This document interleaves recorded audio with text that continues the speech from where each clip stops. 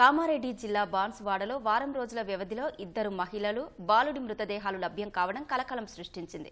అవి హత్యలా ఆత్మహత్యలా అనే విషయాన్ని తేల్చడంలో పోలీసులు నిమగ్నమయ్యారు. గతంలో ఎన్నడూ లేని విధంగా వరుసగా మృతదేహాలు లభ్యం కావడం ఆందోళన కలిగిస్తోంది. నిర్మాణంలో ఉన్న భవనంలో 2 మృతదేహాలు, అటవీ ప్రాంతంలో మరో మహిళ మృతదేహం లభించాయి. కామారెడ్డి జిల్లా బాన్సువాడలో వరుస మృతదేహాల లభ్యం కలకలం రేపింది. ఒకసారి 2, మరోసారి 1 మృతదేహం లభించడం స్థానికులను భయాందోళనకు గురిచేసింది. ఈ నెల 19న బాన్సువాడ పట్టణంలోని వీక్లీ మార్కెట్లో నూతనంగా నిర్మిస్తున్న భవన సముదాయంలో ఓ మహిళ, బాలుడి మృతదేహాలు లభ్యమయ్యాయి. అప్పటికే 2 మృతదేహాలు పూర్తిగా కుళ్లిపోవడంతో గుర్తుపట్టలేనంతగా ఉన్నాయి. పోలీసులు 2 మృతదేహాలను ఆసుపత్రికి తరలించి పంచనామా చేయించారు. మహిళకు 30 నుంచి 35 ఏళ్లు ఉండగా బాలుడికి 6 నుంచి 8 ఏళ్ల వయసు ఉండవచ్చని పోలీసులు అంచనా వేస్తున్నారు.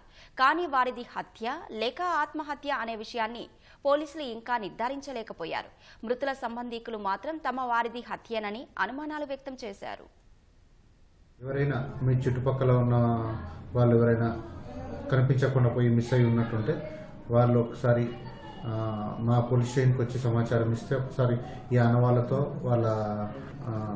ఆనవాళ్ళతో ఏమన్నా మీరు గుర్తుపడితే చూడగలని తెలియజేస్తున్నాం. వాళ్ళు డ్రెస్సులు ఏంటంటే చనిపోయిన ఆ మహిళ యొక్క పైన టాప్ లేత గోధుమ రంగు టాప్ ఉంది, కింద బ్లాక్ కలర్ లెగ్గిన్ ఉంది. అట్లాగే ఆ బాలుడికి ఆకుపచ్చ టీషర్ట్ ఉంది కింద.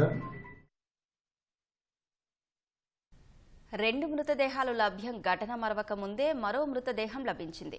ఈ నెల 23న కృషానగర్ తండా సమీపంలోని అటవీ ప్రాంతంలో బూర్గుల్ గ్రామానికి చెందిన మరో మహిళ మృతదేహం పోలీసులకు లభించింది.